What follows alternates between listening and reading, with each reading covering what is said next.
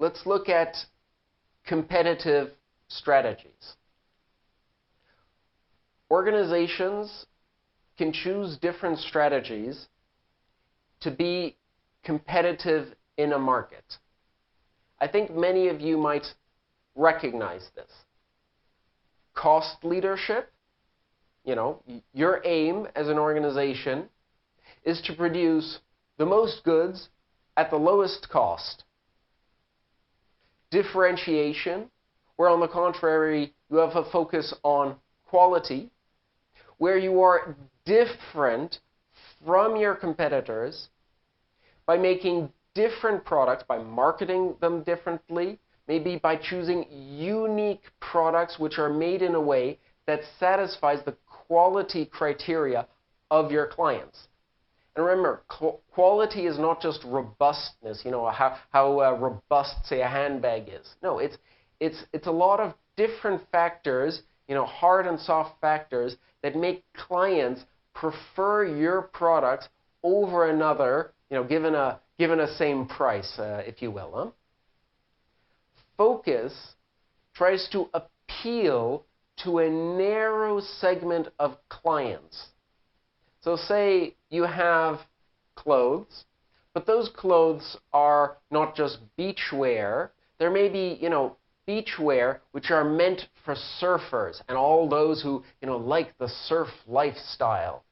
Your focus and your marketing and your products, will all be focused on, what your client, your very often narrow so-called niche client base would absolutely love to have. And if you are very, very focused, you might have less competition from, say, the larger generic clothing brands that, will create their khaki pants. Okay, I'm completely out of style here, of course. Their khaki pants, for the masses, whereas your sportswear might have, I don't know, Hawaiian palm trees, okay? Pioneering, being the first to market. So the first company that will come up, with, say, a virtual reality, headset, which can also do, certain things that, all the others can't, and that is really pioneering in its field and, works, very well when you just walk outside. The first one to be able to do that will, be the first in the market and will have probably a competitive edge. That is, until its competitors catch up.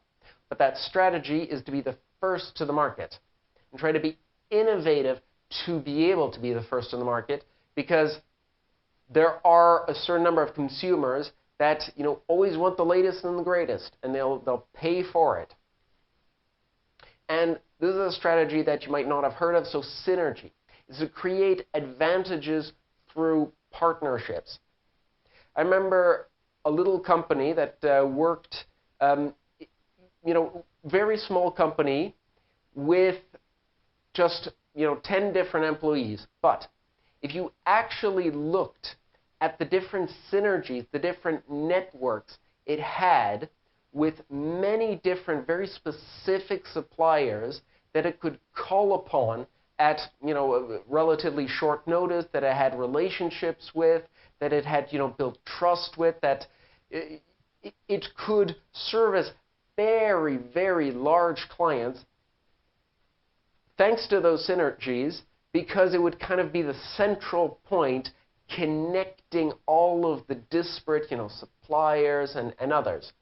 You see that, for instance, in so-called marketplaces. The market maker, that can be, your Apple, what do they call it? The Apple App Store, right? Or the same thing for Samsung or Microsoft or all of those. Those are kind of market makers. Amazon is a great example. They build on a network of suppliers, and that, of course, if you can have the suppliers and you sell good products, then maybe you can get customers from that. But their whole point is the market maker, and their value comes through the synergies that they have with different companies. And here's a kind of point brought up by Porter. Not aligning to a strategy could lead companies to be sort of stuck in the middle. That is to say, if you're trying to have a mediumly good product at a mediumly high price, you're neither in cost leadership nor in differentiation. And so Porter would argue that you'd be so stuck in the middle where you would be less competitive as perceived by your customers.